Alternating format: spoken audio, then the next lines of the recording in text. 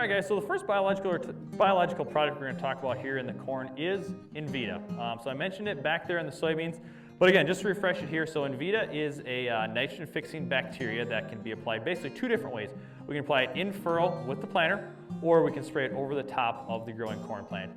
In this situation, we applied it in furrow with the planter.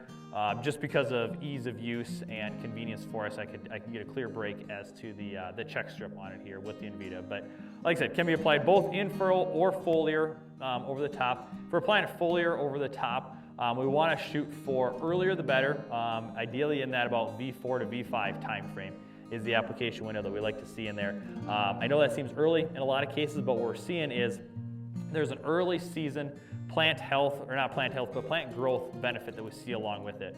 When we look at it, especially applied in furrow with the planter, we are consistently 1 to 2 leaves faster on emergence, and even when we apply it foliar, by the time we get to tasseling standpoint here, we are consistently 3 to 4 or 5 days faster tasseling, maturity, all that kind of stuff goes along with it. So those are some kind of the secondary benefits that go along with it, but really the sales pitch or the technique with Envita is that nitrogen fixing side of it. So we have that ability to, again, pull nitrogen from the air, fix it throughout that entire plant. Nitrogen is just as important in corn as it is in soybeans. Obviously, we're applying some synthetic nitrogen in most cases with it. But again, we're just have that ability to supplement some of that nitrogen need with the plant, but also we're able to take those peaks and valleys out of the nitrogen uptake.